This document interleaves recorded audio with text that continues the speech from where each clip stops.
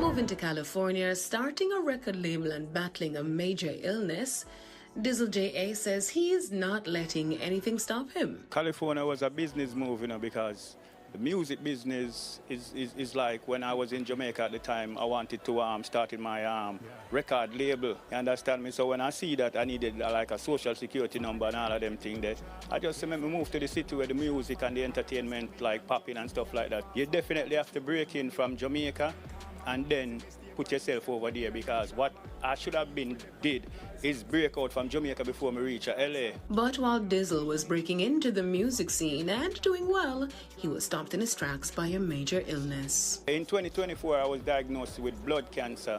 It wasn't easy for me nor myself, my family members, my kids, everybody. You don't know the fans, them. Everybody take it to heart. Because you don't know when you hear about cancer sometimes, you don't expect the person to make it. You understand me?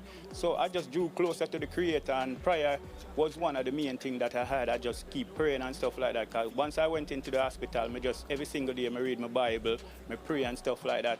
And I was the motivation for my entire family, and as I said, the backbone of my fans and my kids. Me did I motivate them, even though I was the one inside the hospital suffering with this cancer. You understand me? Because everybody afraid, but you don't know. It's like the Father give me little strength and say, yo, you have overcome it. One of his biggest songs was inspired by his illness. Everyone Needs a Prayer.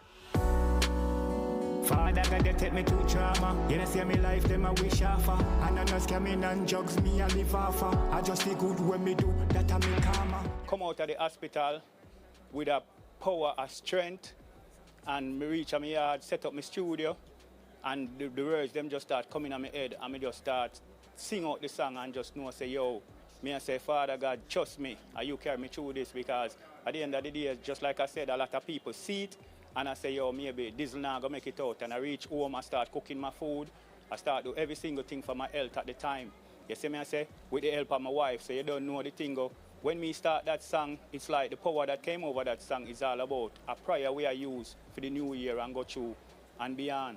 So me give thanks for the time when me in the hospital and know, say, yo, my meditation and everything changed from that. So I'm not sorry for myself. Being a semi-Californian, we had to ask him who was his pick for the Grammys, and it's not who you think. Definitely Lila Ike is my pick for the 2026 Grammy Awards, because the album is a real production. You understand me? Once you start playing that album from start to finish, you can feel the vibration. You see me? I say you can feel the authenticity in the music. You can also a real good reggae music, little dancehall in it, little hip hop in it. So the album was put together perfectly. So Lila Ike me go with for the Grammy. Dancehall star Idonia says fans can expect more music in 2026.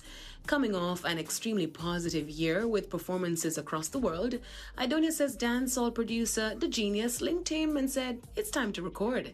Now we know that anything The Genius touches, it's about to be gold, so can't wait to hear that one. That's it for ePrime this evening. I am Daedran. Thank you for watching.